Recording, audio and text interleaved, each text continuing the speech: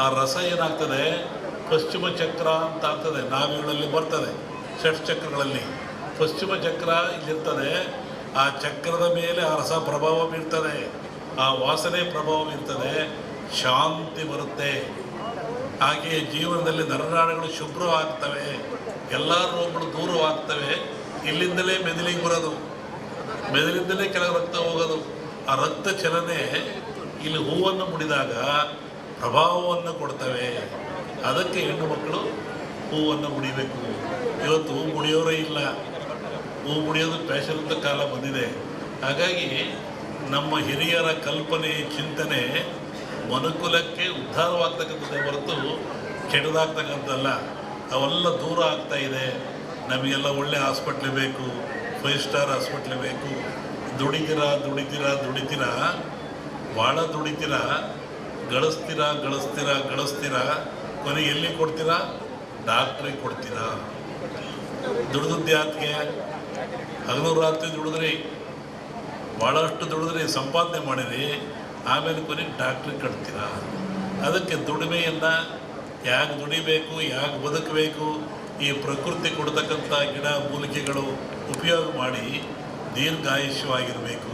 ಇದು ಬಹಳ ಮುಖ್ಯವಾಗಿರ್ತಕ್ಕಂಥದ್ದು. ಅಶ್ವತ್ಥ ಮರ ಅಂತಾರೆ, ಅರಳಿ ಮರ, ಅರಳಿ ಮರ ಸೊತ್ತು ಅಂತಾರೆ. ದೇವರಂತೆ ನಾವು ಯಾಕೆ ನೀವು ನಂಬಲಿ ಅಂತ.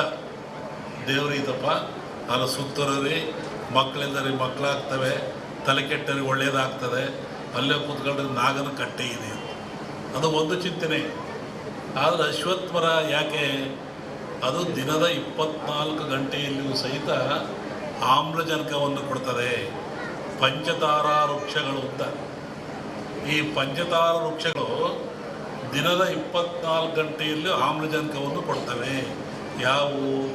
ಅಶ್ವತ್ಥ, ಆಲ, ಬೇವು, ಬಿಲ್ವಪತ್ರೆ, ಅಶೋಕ ಟ್ರೀ ಅಂತಿರ್ತಾನವಲ್ಲ, ರಸ್ತೆಯಲ್ಲಿ ಹಾಕಿದ್ದಾರೆ ಉದ್ದಕ್ಕೆ, ರಾಜರು ಹಾಕ್ತಾ ಇದ್ರು. ಈಗೆಲ್ಲ ಕಡಿಸ್ತಾ ಇದ್ವಿ ನಾವು ಸಾಲ ಮರಗಳು ಅಂತ. ನಾವು ಚರಿತ್ರೆ ಹೋದರೆ ಅಶೋಕ ಚಕ್ರವರ್ತಿ ಸಾಲ ಮರ ಒಂದು ನಡೆಸಿದ. ಯಾತಕ್ಕೆ ನಡೆಸಿದ? ಅವ ಬಸ್ ಇರಲಿಲ್ಲ, ಕಾರ್ ಇರಲಿಲ್ಲ, ಗಾಡಿ ಇರಲಿಲ್ಲ, ನಡ್ಕೊಂಡು ಹೋಗ್ತಾ ಇರೋದು ನೆಳ್ಳಾಗಲಿ ಅಂತ. ನೆಳ್ಳಾಗೋದು ಒಂದು, ಅಲ್ಲಿ ಬರುವಂಥ ಗಾಳಿ ಆಲ 24 ಗಂಟೆಯಲ್ಲೂ ಆಕ್ಸಿಜನ್ ಕೊಡ್ತದೆ. ಅದು ಭಾಳ ಗುಟ್ಟದು.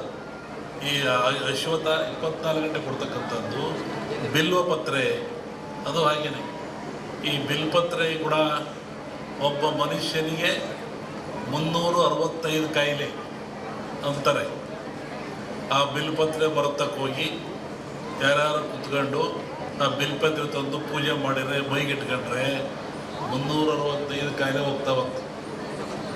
ಯಾರೋ ತಂದು ಕೊಟ್ಟರೆ ಬಿಲ್ಪತ್ರೆನ ಇಟ್ಕೊಂಡು ಮಾಡಿದರೆ 35 ಕಾಯಿಲೆ ಹುಷಾರಾಗ್ತದೆ. ಈ ರುದ್ರಾಕ್ಷಿ ಅಂದರು. ರುದ್ರಾಕ್ಷಿ ಅಂದರೆ ಏನು? ಅದು ಗಿಡದಲ್ಲಿ ಬರೋದೆ. ಆ ರುದ್ರಾಕ್ಷಿಯನ್ನು ಹಾಕೋದ್ರಿಂದ ಸ್ಟ್ಯಾಮರ್ ಬರೋಲ್ಲ, ತೊದಲು ಬರೋದಿಲ್ಲ, BP ಬರೋದಿಲ್ಲ, ಚರ್ಮರೋಗ ಬರಲ್ಲ, ಮನುಷ್ಯನಲ್ಲಿ ಶಾಶ್ವತವಾದ ನಂಬಿಕೆ ಇರ್ತದೆ. ಇವೆಲ್ಲವೂ ದೈವ ಕೊಟ್ಟಂಥ ಕೊಡುಗೆ, ಗಿಡಮೂಲಿಗೆ ಕೊಟ್ಟಂಥ ಕೊಡುಗೆ. ಒಬ್ಬ ಮನುಷ್ಯ ಇದ್ದಾನೆ, ಒಬ್ಬ ರಾಜ ಇದ್ದಾನೆ, ಒಬ್ಬ ಮಂತ್ರಿ ಇದ್ದಾನೆ, ಒಬ್ಬ ದೊಡ್ಡ ಸಾಹುಕಾರ ಇದ್ದಾನೆ, ಒಬ್ಬ ಸ್ವಾಮಿ ಇದ್ದಾನೆ. ಅವನು ಸಾಯ್ತಾನೆ. ಸತ್ತರೆ 2 ದಿನ, 1 ದಿನ ಇಂಜೆಕ್ಷನ್, 3 ದಿನ, ಆಮೇಲೆ ಇರಲ್ಲ, ಯಾರು ಇಟ್ಕೊಳ್ಳಲ್ಲ. ಅದೇ ಗಿಡಮೂಲಿಕೆಗಳು ಯಾವುದಾದ್ರು ಒಂದು ಮರ, ಒಂದು ತೆಂಗಿನ ಮರ ಬೆಳೆಸ್ತೀರಾ, ಮಾವಿನ ಮರ ಬೆಳೆಸ್ತೀರಾ, ಸಂಪಿಗೆ ಮರ ಬೆಳೆಸ್ತೀರಾ, ಅದು ಬೆಳೀತದೆ, ನಿಮ್ಮನ್ನೆಲ್ಲ ಕಾಪಾಡ್ತದೆ, ನಿಮ್ಮ ಮಕ್ಕಳನ್ನು ಕಾಪಾಡ್ತದೆ, ಹಣ್ಣು ಕೊಡ್ತದೆ, ಫಲ ಕೊಡ್ತದೆ, ನೆರಳು ಕೊಡ್ತದೆ. ಅದಕ್ಕೂ ಒಂದು ಆಯಸ್ಸಿದೆ. ಅದು ಭೂಮಿಗೆ ಬಿದ್ದರೆ ಮತ್ತೆ 100 ವರ್ಷ ಇರ್ತದೆ. ಒಬ್ಬ ರಾಜ ಬದುಕಿದರೆ, ಒಬ್ಬ ಸ್ವಾಮಿ ಬದುಕಿದರೆ, ಒಬ್ಬ ಮನುಷ್ಯ ಬದುಕಿದ್ರೆ 3 ದಿನ ಇರಲ್ಲ. ಯಾತಕ್ಕೆ? ಈ ಗಿಡಮೂಲಿಕೆ ಉಪಯೋಗ ಅವ್ರು ಮಾಡಿಕೊಂಡಿಲ್ಲ, ಗಿಡಮೂಲಿಕೆಗಳ ಉಪಯೋಗ ಅವ್ರು ಮಾಡಿಕೊಂಡಿಲ್ಲ. ಅದಕ್ಕೆ ಇವನು 3 ದಿನ ಬದುಕಲ್ಲ. ಆ ಗಿಡ ಮರ ಯಾಕೆ ಬದುಕ್ತವೆ ಅಂದರೆ, ಪ್ರಕೃತಿ ಇರುವಂಥ ಗಾಳಿಯನ್ನು, ಗಿಡಮೂಲಿಕೆಗಳನ್ನು ಅವು ಗುಟ್ಟು ತಿಳ್ಕೊಂಡು 100 ವರ್ಷ, ಆಮೇಲೆ 100 ವರ್ಷ ಮನೆ ತಂದವ ಪಂಚ ಮಾಡ್ತೀರಾ, ಬೆಂಚ್ ಮಾಡ್ತೀರಾ, ಬಾಗಿಲು ಮಾಡ್ಕೊತೀರಾ, ಇದೆಲ್ಲ ಮಾಡಿಕೊಳ್ತೀರಾ. 100 ವರ್ಷ ಬದುಕ್ತೇವೆ ಅಂದರೆ ಈ ಗಿಡಮೂಲಿಕೆಯಲ್ಲಿ ಅಂಥ ಶಕ್ತಿ ಇರ್ತದೆ. ಈ ಏಡ್ಸ್ ಅಂತ ಕೇಳಿದ್ರು ನೀವು, ಹುಷಾರಿಲ್ಲದ ರೋಗ ಅಂತ. ನಮ್ಮಲ್ಲಿ ಯಾರೋ ಬಂದಿದ್ರು ಹೀಗೆ, ಅವ್ರಿಗೆ ಹೇಳಿದ್ರು, ನೀನು ನೋಡಪ್ಪ 1 ವರ್ಷ ಬೆಳಗ್ಗೆ ಎದ್ದು ಕೂಡಲೇ ಹೋಗಿ ಬಿಲ್ಪತ್ರೆ ಬರೋ ಔಷಧಿ ಕೂತ್ಕೋ ಅಂತ. ಅವನು ಹೇಳ್ದ, ಅಮೇರಿಕ ಡಾಕ್ಟ್ರ್ ಹೇಳಿದ್ದಾರೆ ಇನ್ನು ಬದುಕದೆ 3 ತಿಂಗಳು ನಾನು ರೇಡ್ಸಿದೆ ಸ್ವಾಮಿ ಕಡೆ, ಒಂದು ಆಶೀರ್ವಾದ ಕೊಡ್ರಿ ಇಂದ. 3 ತಿಂಗಳು ಬದುಕ್ತೀಯ ಸಾಯಿ, ಅದು ಬೇರೆ ವಿಷಯ, ನಾನು ಹೇಳಿದ್ದಾರ ಮಾಡುವಂತೆ.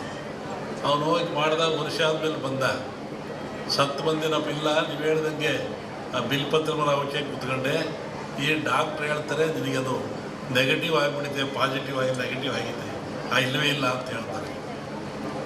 ಅಂದರೆ ವೃಕ್ಷಗಳಿಗೆ ಎಂಥ ಶಕ್ತಿ ಇದೆ ಅದು ಅರ್ಥ ಮಾಡ್ಕೋಬೇಕು ನೀವು.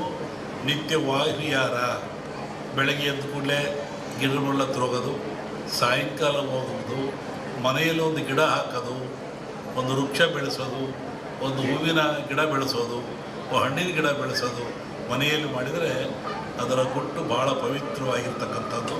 ಅದಕ್ಕಾಗಿ ನಾನು ಇನ್ನೂ ಏನೇನೋ ಮಾತಾಡಬೇಕು. ನಾನು ಸಾಯಂಕಾಲ ಬೆಂಗಳೂರಿಗೆ ನಾಳೆ ಬೆಳಗಾವಿ ಹೋಗಬೇಕು.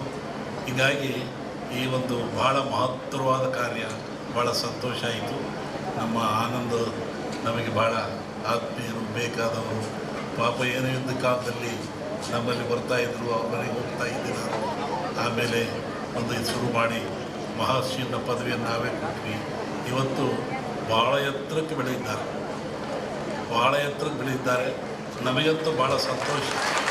ಯಾಕಂದರೆ ನಮ್ಮ ಹತ್ರ ಬರ್ತಕ್ಕಂಥ ಹುಡುಗ ಜೀವನದಲ್ಲಿ ನೊಂದು ಬಂದಿರ್ತ ಹುಡುಗ ಭಾಳ ಎತ್ತರಕ್ಕೆ ಬೆಳೆದಿದ್ದಾನೆ ಅಂದರೆ ಭಾಳ ಸಂತೋಷ. ನಮ್ಮ ಮುರಳಿಯವರೆಲ್ಲ ಹೇಳಿದರು, ಮಾಡ್ತಾಯಿದ್ವಿ ಬುದ್ಧಿ. ನಮ್ಮನ್ನು ಹಿಡಿಯೋದು ಕಷ್ಟ, ನಾವೊಂಥರ ಆನೆ ಇದ್ದಂಗೆ, ಎಲ್ಲಿ ನೀರು ಮೇವು ಅಲ್ಲೇ ಉಳ್ಕೊಂಡ್ಬಿಡ್ತೀವಿ ನಾವು. ಹಿಂಗಾಗಿ ಆಗಲ್ಲಪ್ಪ, ನಮಗೆಲ್ಲ ಆಗಲ್ಲ, ಬೇಡ ಅಂತ ಹೇಳಿದ್ರು ಕೇಳಲಿಲ್ಲ. ಭಾಳ ಒತ್ತಾಯ ಮಾಡಿದರು. ಆನಂದ ಬರ್ತಾರೆ ಅಂದರು. ಆಮೇಲೆ ನಮ್ಮ ಜೆ ಡಿ ವೀರಪ್ಪ ಅಂತ ಇಲ್ಲಿ ನಮ್ಮ ಶಿಷ್ಯ ಇದ್ದಾನೆ, ಅವನು 1 ತಿಂಗಳಿಂದ ಫೋನ್ ಮಾಡೋದು ಬೆಳಗ್ಗೆ ಸಾಯಂಕಾಲ. ಯಾಕಂದರೆ ಆನೆಗೆ ಅಂಕುಶ ಇಟ್ಟಂಗೆ. ನಿನ್ನೆ ಆಗಲ್ಲ ಕಣಪ್ಪ, ಮೈಸೂರಿಗೆ ಹೋಗಿದೆ ಅಂದೆ, ಬಿಡಲಿಲ್ಲ, ಕಾಯಿಲೆ ಬಂದು ಮಲ್ಕೊಂಡು ಈಗ ಬಂದೆ. ಹಾಗಾಗಿ ಈ ಒಂದು ಕಾರ್ಯಕ್ರಮ ನಮ್ಮ ಮರ್ಕಟ ಸ್ವಾಮಿಗಳು, ನಾನು 10 ವರ್ಷ ಅಂತಲ್ಲ ನಿಮ್ಮಲ್ಲಿ 19 ವರ್ಷಗಳಲ್ಲಿ ಹೋಗಿದ್ವಿ ನಾವು. ಅವ್ರು ಹೇಳ್ತಾ ಇದ್ರು, ಈಗ ನೀವು ಹೇಳ್ದಂಗೆಲ್ಲ ದೇವಿ ನಡೆಸಿಕೊಟ್ಟಿದ್ದಾಳೆ, ನಿಮ್ಮನ್ನು ಕರ್ಕೊಂಡು ಹೋಗ್ತೀವಿ, ಕರೆಸ್ತೀನಿ ಅಂತಂತೇಳಿ ಅವರು ಬಂದಿದ್ದು, ನಿಮಗೆಲ್ಲ ನೋಡಿದ್ದಾಯಿತು. ಹಾಗಾಗಿ ಈ ಅನೇಕ ಉಪಯೋಗ ಇದ್ದಾರೆ. ತಾಂತ್ರಿಕ ವಿದ್ಯೆಯೂ ಇದಗಿದೆ. ಕತ್ತೆಗಿವಿ ಸಹದೇವಿ ಮತ್ತೆತ್ತು ನಾಲಿಗೆಯು, ಉತ್ತರಾಣಿ ವಿರಸೆ ತಿಲಕವಿಡೆ ಲೋಕ ತನ್ನತ್ತ ಸಾರಿಯಿತು. ಕತ್ತೆಗಿವಿ ಗಿಡಮೂಲಿಕೆ, ಸಹದೇವಿ ಗಿಡಮೂಲಿಕೆ, ಉತ್ತರಾಣಿ ಗಿಡಮೂಲಿಕೆ. ಕತ್ತೆಗಿವಿ ಸಹದೇವಿ ಮತ್ತೆತ್ತು ನಾಲಿಗೆಯು, ಎತ್ತಿನ ನಾಲಿಗೆ ಅದು ಗಿಡಮೂಲಿಕೆ.